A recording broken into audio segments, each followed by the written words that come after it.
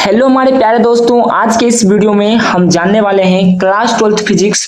और class 12th physics का ये हमारा चैप्टर 6 का पार्ट रहने वाला है।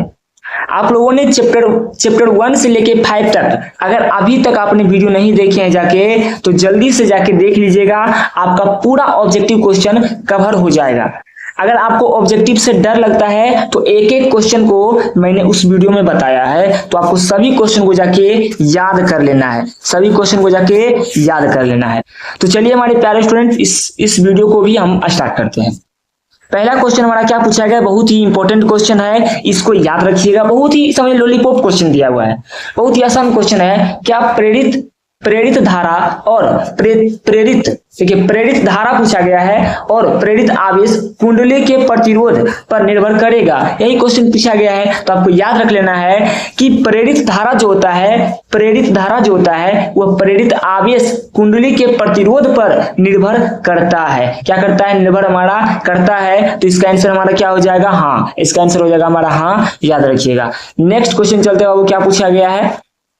मोस्ट एमवीआई क्वेश्चन है ये हमारा बहुत ही इंपॉर्टेंट क्वेश्चन है, इसको याद रखिएगा। बहुत बार क्वेश्चन आया हुआ है कि प्रेरण कुंडली जनित होता है, प्रेरण कुंडली जनित जो होता है वो क्या होता है, आपको ये बताना है। तो बाबू इसका आंसर आप लोगों को याद रख लेना है। देखिए हम आंसर डायरेक्ट क्यों बताते हैं, क्योंकि आपको वीडियो है, लाइव तो है नहीं कि आप लोग आंसर इसका दीजिएगा। तो वीडियो है तो अच्छे ढंग से आप लोग 2x की स्पीड में इस वीडियो को देख सकते हैं, आप लोग रिकॉल कर सकते हैं अपने माइंड में, इसलिए हम आपको डायरेक्ट आंसर बता देते हैं। ठीक है, तो आपको समझना है ध्यान से। प्रेरण कुंडली जनित होता है, क्या होता है हमारा? उच्च वोल्टता होता है। क्या होता है हमारा? उच्च वोल्टता होता है प्रेरण कुंडली जनित, याद रखिएगा। नेक्स्ट क्वेश्चन चलते बाबू, क्या पूछा गया? बहुत ही इंपॉर्टेंट क्वेश्चन है ये और आसान भी क्वेश्चन है। देखिए यदि डीए क्षेत्रफल पर डाला गया लंब, यदि डीए क्षेत्र पर डाला गया लंब चुंबकीय क्षेत्र के साथ थीटा कोण बनाता है, तब डीए क्षेत्र पर चुंबकीय फ्लक्स क्या होगा? फाई बराबर पूछा गया, क्या हो जाएगा हमारा? क्या हो जाएगा? देखिए चुंबकीय क्षेत्र बोला गया है तो B d A cos theta, B d A cos theta हमारा क्या हो जाएगा? इसका आंसर हो जाएगा हमारा बी डीए कोस थीटा, इसका हमारा क्या हो जाएगा? आंसर हो जाएगा। याद रखिएगा, बहुत ही इंपॉर्टेंट क्वेश्चन था, तो इसको याद रखना है। ठीक है, और विद्युत में भी हमारा क्या होता है? विद्युत में हमारा क्या होता है कि क्या होता है हमारा? विद्युत में हमारा क्या होता है आपको याद होगा। तो विद्युत में हमारा क्या था? ई डीए कोस थीटा, ई डीए कोस थीटा हमारा क्या था विद्युत में, लेकिन चुंबक में पूछेगा तो बी डीए कोस थीटा हमारा चुंबक में हो जाएगा। तो दोनों क्वेश्चन बाबू आपको याद रखना है। ठीक है, चलिए प्यारे स्टूडेंट चलते हैं नेक्स्ट क्वेश्चन पर। बहुत ही धमाकेदार क्वेश्चन, जो कि क्या पूछा गया? बहुत ही लॉलीपॉप क्वेश्चन दिया हुआ है। क्या पूछा गया है कि यदि डीए क्षेत्रफल सदिश पर चुंबक क्षेत्र के लंबवत हो, मान के चलिए एक चुंबक क्षेत्र है, मान के चलिए क्या है ये हमारा, एक हमारा चुंबक क्षेत्र है और इसके लंबवत हमारा क्या हो? एक हमारा डीए क्षेत्रफल हो, इसके लंबवत हो तो कितना डिग्री का कोण बनाएगा? देखिए आपको ध्यान रखना है।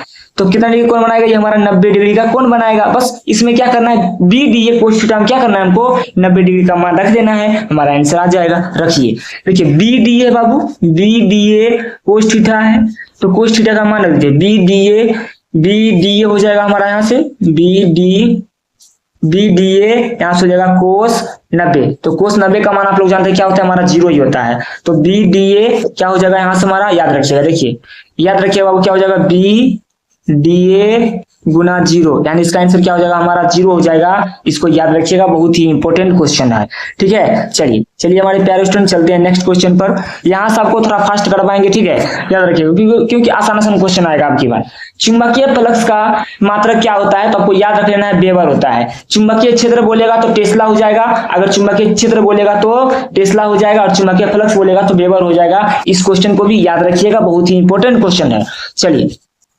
चलिए हमारे प्यारे स्टूडेंट चलते हैं नेक्स्ट क्वेश्चन पर। और नेक्स्ट क्वेश्चन हमारा क्या पूछा गया है कि विद्युत चुंबकीय प्रेरण की घटना की खोज किसने किया था? विद्युत चुंबकीय प्रेरण घटना की खोज किसने किया था, आपको ये बताना है। बहुत ही इंपॉर्टेंट क्वेश्चन है, इसको भी याद रखिएगा। इसका आंसर हमारा क्या हो जाएगा? फैराडे के द्वारा। ये क्या थे? फैराडे एक वैज्ञानिक थे जिन्होंने विद्युत चुंबकीय प्रेरण घटना की खोज किया था। चलिए हमारे प्यारे स्टूडेंट चलते हैं नेक्स्ट क्वेश्चन पर। बहुत ही आसान क्वेश्चन है कि स्वप्रेरकत्व का एस आई मात्रक क्या होता है? एस आई मात्रक से बहुत सारे सवाल आपके बोर्ड एग्जाम में आते हैं। कम से कम 5 एसआई मात्रक हर साल आपके बोर्ड एग्जाम में आते हैं। विथ प्रूफ आपको दिखा सकते हैं, ठीक है, याद रखिएगा। देखिए स्वप्रेरकत्व का एसआई मात्रक क्या होता है बाबू, आपको याद रख लेना है, हेनरी होता है। क्या होता है? हेनरी होता है। बहुत ही इंपॉर्टेंट क्वेश्चन। नेक्स्ट क्वेश्चन चलते हैं 8 नंबर। 8 नंबर क्वेश्चन क्या पूछा गया है? अन्योन्य प्रेरण, अन्योन्य प्रेरण का एसआई मात्रक क्या होता है बाबू? इसका भी हमारा एसआई मात्रक हेनरी ही होता है। ओम जो होता है किसका मात्रक है? तो आपको याद रखना रेजिस्टेंस का मात्रक है। टेस्ला किसका मात्रक है? ये हमारा चुंबकीय क्षेत्र का मात्रक है। इसको भी याद रखिएगा, बहुत ही इंपॉर्टेंट क्वेश्चन है। नेक्स्ट क्वेश्चन चलते हैं, क्या पूछा गया हमारा है, देखिए क्या पूछा गया क्वेश्चन है, निम्नलिखित में से कौन सा नियम जो है ऊर्जा संरक्षण के नियम पर आधारित है? ऊर्जा संरक्षण के नियम पर आधारित है। तो आप लोग चैप्टर 6 में लेंज का नियम पढ़े होंगे। चैप्टर 6 में आप लोग लेंज का नियम पढ़े होंगे। वही लेंज का नियम जो होता है हमारा क्या होता है? ऊर्जा संरक्षण के नियम पर आधारित होता है। ये क्वेश्चन 2025 के एग्जाम में आया हुआ है। इस क्वेश्चन को भी याद रखिएगा। चलिए नेक्स्ट क्वेश्चन चलते हैं, क्या पूछा गया हमारा है, ट्रांसफार्मर, ट्रांसफार्मर कार्य करता है। ट्रांसफार्मर जो होता है किस धारा पर कार्य करता है, आपको याद रखना है। ट्रांसफार्मर जो होता है कौन सी धारा पर कार्य करता है? तो एसी धारा पर हमारा क्या करता है? ये कार्य करता है ट्रांसफार्मर। इस क्वेश्चन को याद रखिएगा, बहुत ही इंपॉर्टेंट क्वेश्चन है। चलिए हमारे प्यारे स्टूडेंट चलते हैं नेक्स्ट क्वेश्चन पर। ट्रांसफार्मर का क्रोड, ट्रांसफार्मर के बारे में आप लोग जरूर पढ़े होंगे चैप्टर नंबर 6 में, ठीक है। सभी आप लोग थ्योरी पढ़े होंगे तभी आप लोग ये वीडियो देख रहे हैं, नहीं तो नहीं देखते, ठीक है। थ्योरी पढ़ के आना है तभी इस वीडियो को देखिएगा। अगर आप लोग बोलिएगा तो थ्योरी भी इस चैनल पर आपको करवाया जाएगा, वो भी लाइव में आपको थ्योरी करवाया जाएगा बहुत जल्द ही, ठीक है। तो याद रखिएगा, ट्रांसफार्मर का क्रोड बनाने के लिए सबसे उपयुक्त पदार्थ कौन सा है? तो आपको याद रख लेना है मुलायम इस्पात, मुलायम इस्पात आपको याद रख लेना है। नेक्स्ट क्वेश्चन चलते हैं, बहुत ही इंपॉर्टेंट क्वेश्चन है और ये भी क्वेश्चन 3 से 4 बार क्वेश्चन आया हुआ है कि तप्त तार एमीटर प्रत्यावर्ती धारा का मापता है। यानी तप्त तार एमीटर मापता है प्रत्यावर्ती धारा का औसत मूल, क्या है? मूल औसत वर्ग धारा, मूल औसत वर्ग धारा के मान को मापता है हमारा क्या, कौन? प्रत्यावर्ती धारा मापता है। इस क्वेश्चन को भी याद रखिएगा।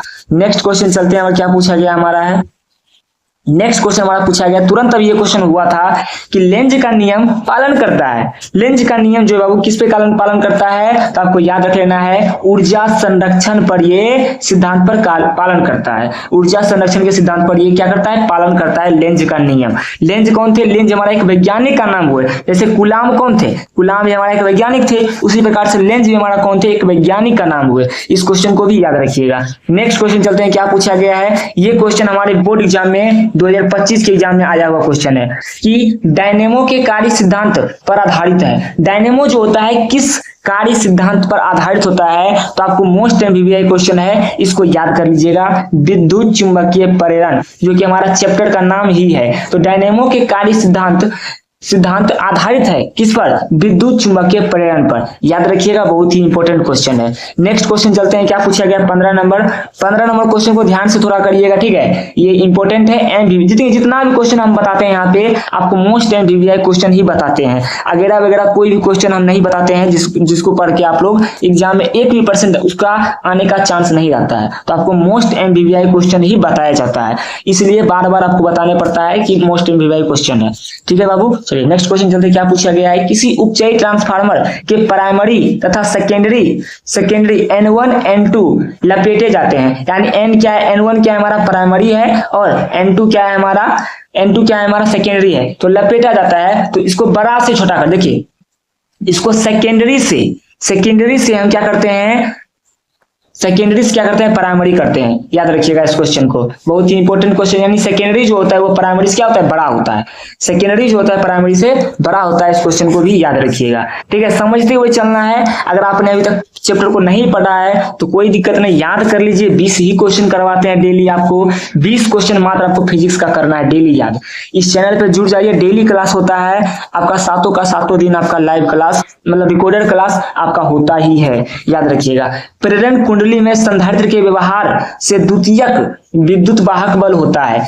प्रेरण कुंडली में संधारित्र के व्यवहार से विद्युत द्वितीयक का विद्युत वाहक बल क्या होता है? तो इस क्वेश्चन को याद रखिएगा, बढ़ता है। इस क्वेश्चन को याद रखिएगा, बढ़ता है, ठीक है, याद रखिएगा। नेक्स्ट क्वेश्चन चलते हैं, क्या पूछा गया हमारा है, बहुत ही इंपॉर्टेंट क्वेश्चन है, ये भी हमारा एमवीवीआई क्वेश्चन है, याद रखिएगा, ठीक है।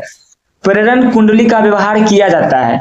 प्रेरण कुंडली का व्यवहार किस लिए करते हैं आपको ये बताना है। तो बाबू इस क्वेश्चन को याद रखिएगा, विसर्जन नलियों को चलाने के लिए प्रेरण कुंडली का व्यवहार किया जाता है।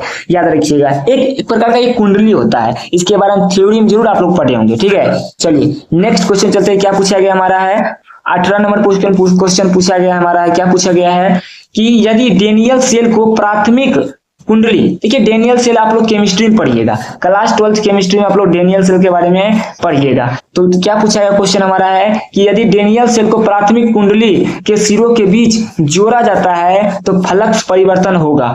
डेनियल सेल के बीच कोई भी प्राथमिक कुंडली को जोड़ते हैं तो उसके फ्लक्स में परिवर्तन हमारा नहीं होता है, यानी ये हमारा 0 हो जाएगा। इसका आंसर आपको याद रख लेना है।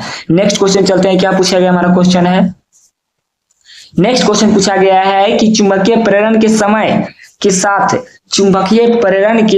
के साथ बदलने से किसी बिंदु पर उत्पन्न क्या होता है।